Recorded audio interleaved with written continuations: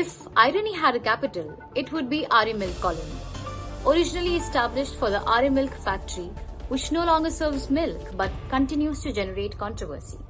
More than being a green zone, the region has turned into a banned zone for the fundamental right to practice religion, where Hindus have physical evidence and Muslims have circumstantial evidence of being denied religious freedom. Can a 999-year lease override the fundamental right to practice religion?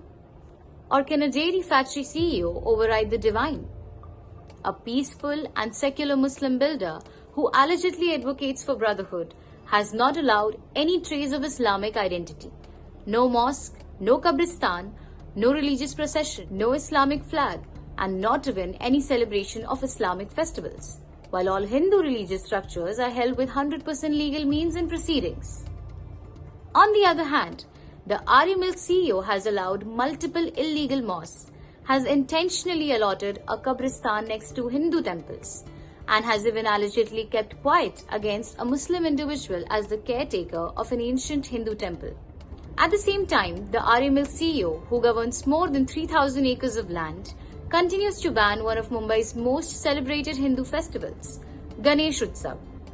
They have banned the making of Ganesh idols, banned the selling of Ganesh idols, banned the celebration of ganeshutsav with tents or pandals, and even banned Ganesh idol immersion, also referred as Ganesh Visarjan, all under the conventional pretext of environmental protection. But where did religious and cultural protection vanish? Meanwhile, Royal Palms Estate, which is a private land with area of 240 acres, flourishes with the Ganpati Utsav at its main entrance since it was banned outside its boundary walls.